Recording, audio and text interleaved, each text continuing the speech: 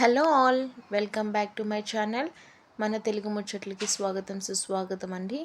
ఈరోజు వీడియో వచ్చేసి నా థర్డ్ వీడియో ఇది.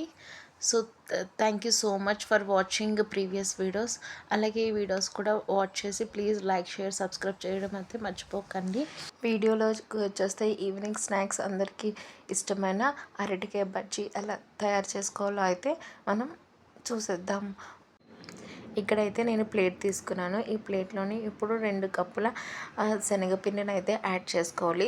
బేసన్ ఫ్లోర్ అండి.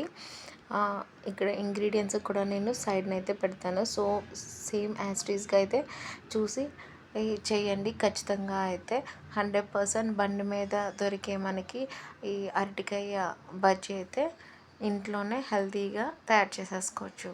ఇప్పుడు బేసన్ ఫ్లోర్ తీసుకొని అందులో ఉప్పు, కారం, పసుపు, చిటికెడు పసుపు వేసుకుంటే కలర్ బాగుంటుంది. నెక్స్ట్ ధనియాల పౌడర్ కూడా యాడ్ చేసుకోండి. నెక్స్ట్ క్రష్ చేసుకున్న వామును కూడా యాడ్ చేస్తూ కొంచెం కొంచెం వాటర్ వేసుకుంటూ కలుపుకోవాలి. అంతా కలుపుకొని ఇక్కడ చూడండి, ఎలాంటి పిండి ముద్దలు లేకుండా అలాగే బబుల్స్ అవి లేకుండా కూడా బాగా కలుపుకోవాలి. ఇక్కడ చూసారు కదా పేస్ట్ ఎలా తయారు చేసుకున్నానో. దాని తర్వాత అలా కొంచెం వాటర్ని యాడ్ చేసి సాఫ్ట్ అండ్ స్మూతీ బ్యాటర్గా తయారు చేసుకోవాలి. ఇప్పుడు మనం గ్లాస్లో అయితే వేసేసుకున్నానండి నేను. ఇక్కడ అరటికాయలు అయితే నేను చిన్న చిన్న పీసెస్గా అయితే కట్ చేసేసుకొని రెడీగానే ఇక్కడ చూసారా అరటికాయకి బ్యాటర్ ఎంత చక్కగా పట్టుకుంటుందో. అంటే బ్యాటర్ పల్చగా కాకుండా మరీ ముద్దగా కాకుండా అయితే కరెక్ట్గా అయితే మనం బ్యాటర్ని తయారు చేసుకున్నాం. ఇక్కడ మరిగించిన నూనె ఉన్నది కదా, ఆ నూనెని చెక్ చేసుకున్న తర్వాత 1 స్పూన్ వేడి నూనె మన బ్యాటర్లో అయితే వేసుకొని కలుపుకోవాలండి. ఇదే అసలైన టిప్ అండ్ ట్రిక్ కూడా ఈ బజ్జీలకి. ఎలాంటి బేకింగ్ సోడా లేకుండా కూడా మనము ఈ బజ్జీలు అయితే కూడా మనం పర్ఫెక్ట్గా చేసేసుకోవచ్చు. సో మీరు కూడా ఎంత ఈజీగా అయితే బజ్జీలు తయారు చేసేసుకోండి. అసలైన బజ్జీలకి మనం పర్ఫెక్ట్ స్టఫింగ్ ఇచ్చాము అంటే ఇంకా super double tasty and double extra taste అయితే ఉంటుంది కదా. సో అలాగే ఆ టేస్ట్ కోసం అయితే మనం ఇక్కడ ఆనియన్స్ అయితే చోప్ చేసేసుకున్నాము.